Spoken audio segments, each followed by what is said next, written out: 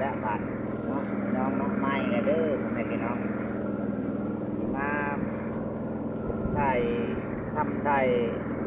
วิดีโอให้พ่อแม่พี่น้องได้เบิ่งน้องบ้านผมไปใส่บุรีแบงสวรรค์เดชเด้อพี่น้องเด้อนี่เป็นวันที่เท่าไหร่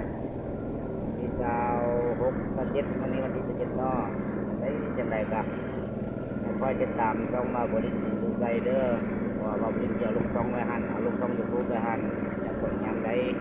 มีข้อสอนได้เท่าไรกับเอาลงไว้นะฮะแต่ที่ได้เห็นเนาะที่ข้อสอนนี้รวมกันนี้นะตอนนี้แหละกำลังสิไปสวนกะทิท้ายคลิปอย่างนี้ไปถึงสวนพุ่นละกาวา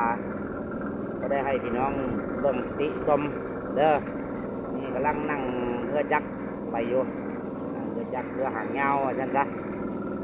ถ้าเป็นคนไทยเขาก็เอิ้นเรือหางยาวเนาะเป็นคนลาวเฮาน่ะเป็นเรือจักรนะ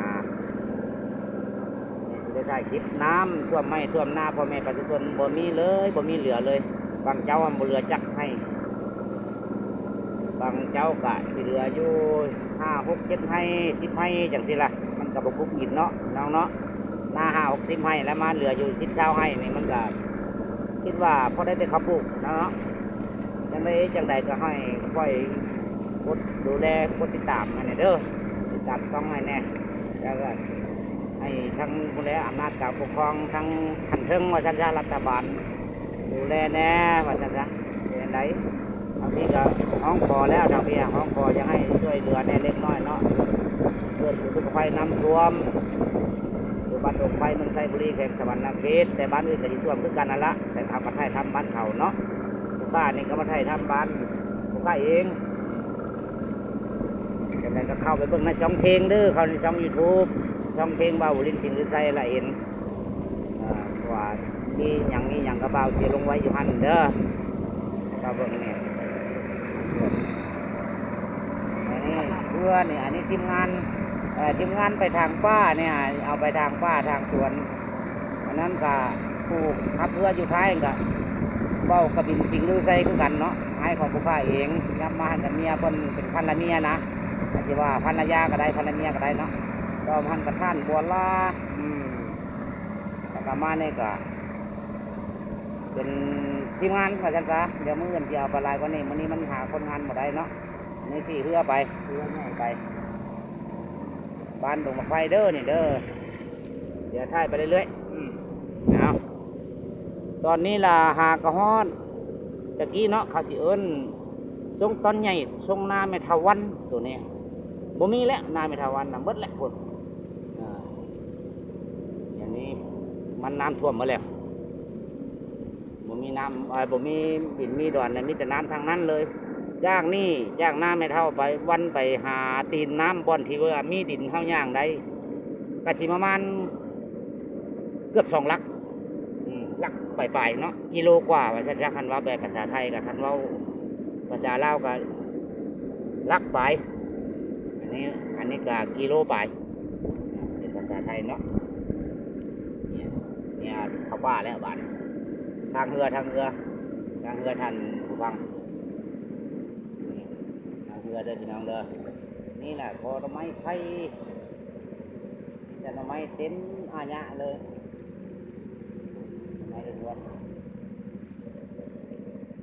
จังใดก็ให้คอยติคอยชมเด้อพี่น้องเด้อ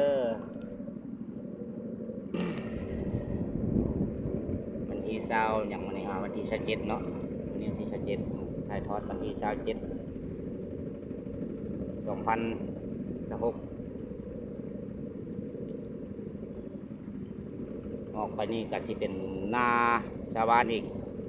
วิทย์แล้วนาเมทาวันนะที่ทงที่ผ่านมากี่เนี่ยนาเมทาวันอย่างนี้เพิ่นก็ได้สูญเสียชีวิตไปแล้วเนาะก็ยังเหลือลูกกับเราเพิ่นนั่นละนางตูนกับลูกเปิดเพิ่นทานทองวิทย์ไปได้ตัวนั้นเด้อตัวนี้เริ่มเข้าทงไม้บาดวิทย์บ้านตัวนี้ก็สิเข้า